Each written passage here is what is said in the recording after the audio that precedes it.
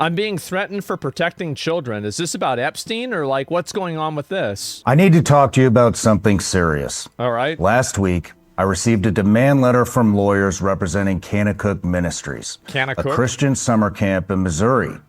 They're threatening to sue me for defamation because of something I said on my podcast with Congressman Ro Khanna. Here's what I said. I brought Elizabeth Phillips on my show, and she talked about how Kanakuk employees have been molesting thousands of kids for years and putting them under NDAs after settlements. Illegal, by the way. Double illegal. So there's a law against, so you can't force a person who is a victim of sexual assault into arbitration for a settlement.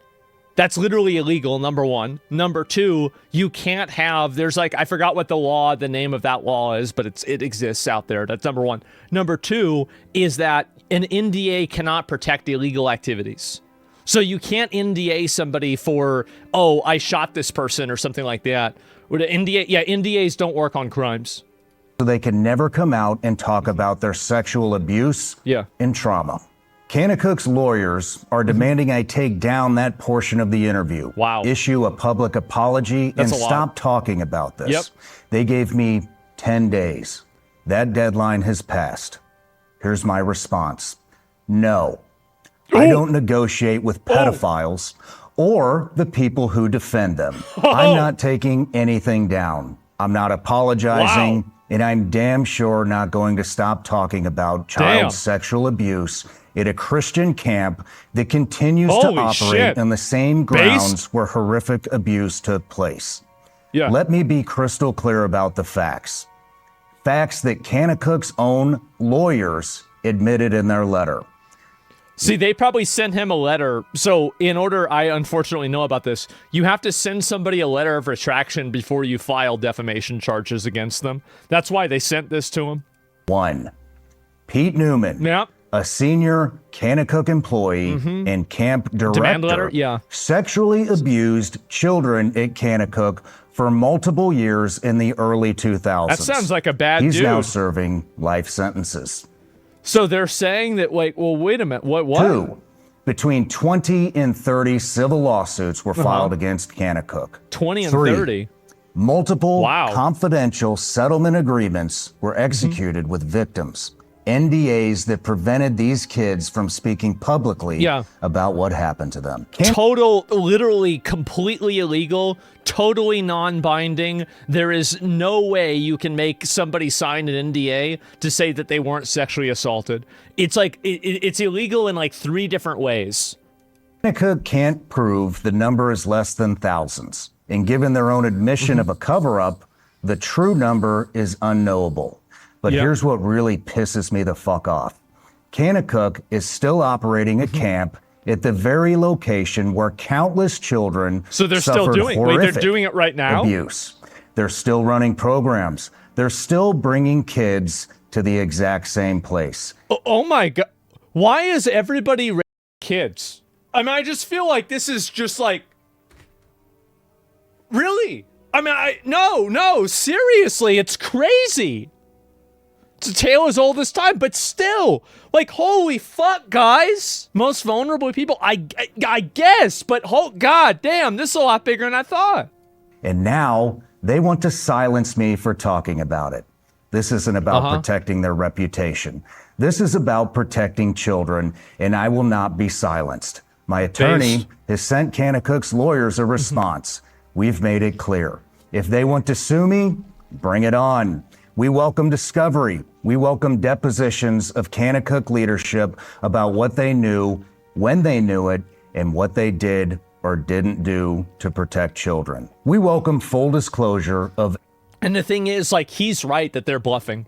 There's no way they're going to sue him, because the more that they get in the media, and like, so you're suing like a noteworthy person, right? Sean Ryan's pretty popular. A lot of people know him, and people that care about this stuff know him. And especially like, and here's the other really big thing is that Sean Ryan's audience, if I have to guess like who Sean Ryan's audience is, dudes between the age of 30 and 60. maybe 70, right? Because he brings on a lot of old vets and stuff like that. So yeah, like basically like 40-year-old guys, 50-year-old guys who has young kids and is making decisions to send them to summer camps. 40 and 50-year-old guys. That's it. And 30-year-old guys. So really, you're suing somebody that has the same audience as your prime demographic, you're fucked, right? And also, like it's more like basically if you do this, you can Streisand effect this, and now everybody's talking about this place having sexual assault, accusations and everything else too. Moms more though, surely? Well, yeah, but like, I mean, what do you think the moms are going to think about this, right? I mean, damn.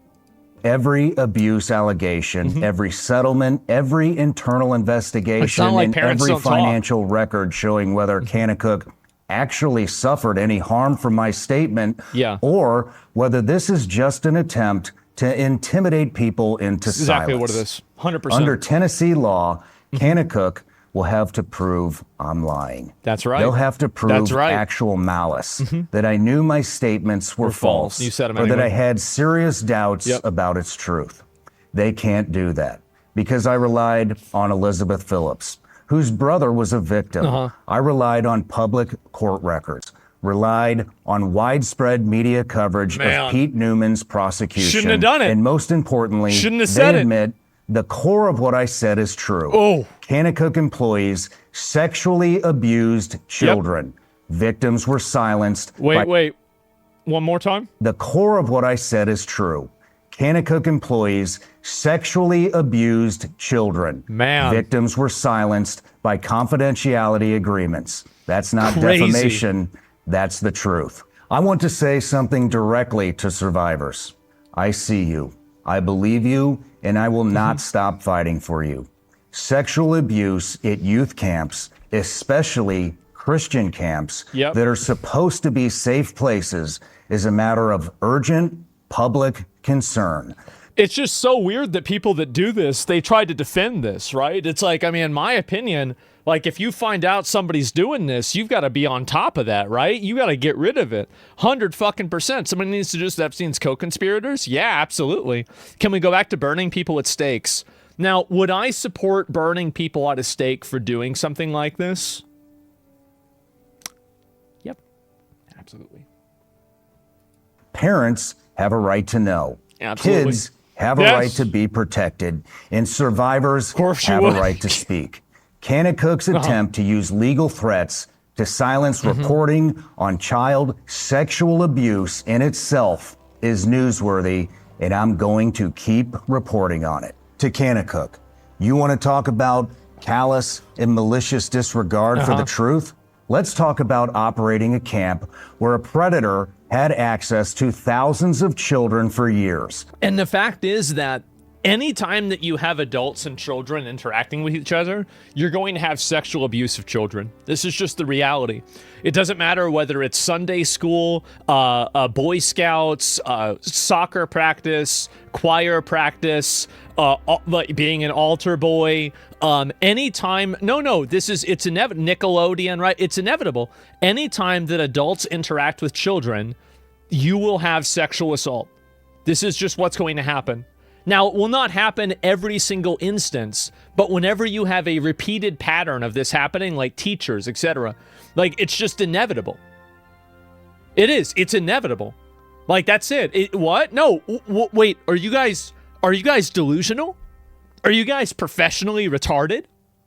Think about this. Think about it.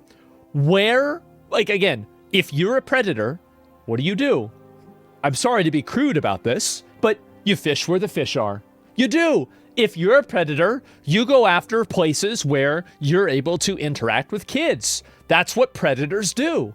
That's, of course, the reason. So guess what? Big fucking surprise. You have a higher propensity of predators that get in these spaces. The problem is not that there are predators in these spaces. That's something that's inevitable. It's going to happen. You deal with it. You burn them at a stake, and you just get rid of them as best you can, right? Because it's going to happen, given enough trials. Let's say there's a 0.1% chance of this happening. You do it 10,000 times. Well, on average, that's a 10% chance or 10 times it's happened, right? Beyond that, homeschool too? Well, yeah, of course, especially things like homeschool. Absolutely. Yeah, a lot of parents like try to keep their kids separated from the public whenever they're being abused. It's very common. Like, I mean, anybody that's read about this even slightly knows that. It's obvious. So yeah, I mean, one-on-one mentors, yeah, I mean, anything like this can happen. Like Roblox, Playground, anything. So it's not about, the big problem isn't that it happened. The big problem is that it's being allowed, the systems, it's being protected. That's the big issue, is that you have to, like, it's the same as, like, you guys know in manufacturing or doing anything, there is an acceptable rate of failure. There is. Like, every single car that gets made doesn't have a perfect brake system. Every single, you know, I don't know, scuba mask isn't perfectly fitted around a person's face. Every single, you know, computer doesn't have the perfect wattage. Like, there are going to be mistakes even inside of machinery. So imagine how many mistakes you're going to have inside of people, right? It's going to happen. It will happen. So you shouldn't get mad at people because it happens, but you should get mad at people whenever they try to pretend like it's not happening. That's the big issue. Because acknowledging it, addressing it for what it is, that's the only way that you can look at something like this and actually solve it or do anything about it. Because if you don't do that, you're going to have a lot of problems. Explained in Fight Club? Well, I'm just saying in general. There's no justice in this world? Well, sometimes there is, right? And the situation reminds me of the doctor's disrespect situation, not one for one, but the legal side of things seems similar. This is nothing remotely close to Dr. Disrespect. He might have been a weirdo to somebody who was underage in text messages. These are kids that are getting molested at a Christian youth camp. Like, this is just, it's a mountain and a molehill, basically. I mean, they're both bad. Like, neither of the, like, they're on the spectrum of bad. Like, don't get me wrong. It's not like his was good, but like compared to this, his was nothing compared to this. This is awful. Men are flawed. Yes, exactly. But systems can be good. And if you have a system, that allows this and perpetuates it, that's the main reason I think, you know, fucking Benedict and I think Francis did a better job, but I think that the Catholic Church really damaged their reputation. And even, I mean, I'm going to be honest, I think John Paul could have handled it better too. I mean, it wasn't that the Catholic Church had these molesters in it. It was more that they didn't take the necessary actions to remove them proactively. Let's talk about confidentiality agreements that silenced traumatized Illegal. kids. Illegal. Let's talk about continuing to operate on a crime scene. You're not the victim here. The children you failed to protect are the victims. I stand by every word I said. I will not retract. I will not apologize. And if you want to sue me, my lawyers are ready. To everyone watching, this is why I do this show. This is why we tell real stories about real people. Because the truth matters. Because kids matter. And because some things are... And you got to keep in mind that, like, whenever you do something like that to a kid, right? Not you, obviously, but when something like this is done to a kid, it's kind of like, imagine it's like this.